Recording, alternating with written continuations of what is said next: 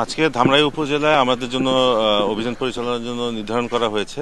আমরা আজকে এই মেসার্স মাহি এন্টারপ্রাইজ দিয়ে শুরু করেছি এবং আশা করছি যে আমাদের কাছে যে তালিকা আছে যাদের পরিবেশ অধিদপ্তরের ছাড়পত্র নামঞ্জুর হয়েছে বা তাদের কি বলে জিগজ্যাগ চিমনি ব্যবহার করছে না, বর্তমান যে প্রযুক্তি সেটা ব্যবহার করছে না, এই বিভিন্ন যে অসঙ্গতিগুলো রয়েছে এগুলো আমরা পরিদর্শন করব।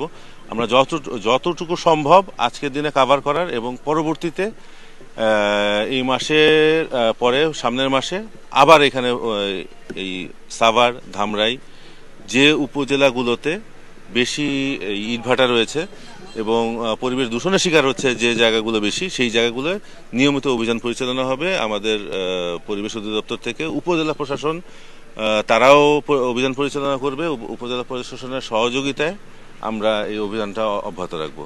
আচ্ছা আচ্ছা। তাদের অভিযোগটা হচ্ছে তাদের অভিযোগের বিষয় না, তাদের ছাড়পত্রটা নামঞ্জুর করা হয়েছে। পরিবেশ অধিদপ্তর যে ছাড়পত্র দেয় সেই ছাড়পত্রটা বিরুদ্ধে তারা এটা আবার রিইনস্টেট করার জন্য তারা আপিল করেছে আমাদের সচিব মহোদয় বরাবর। সেই আপিলটা চলমান, এই কারণে কিন্তু চলমান থাকলেও তারা কার্যক্রম এখন বন্ধ রাখবে, এই হচ্ছে নির্দেশনা।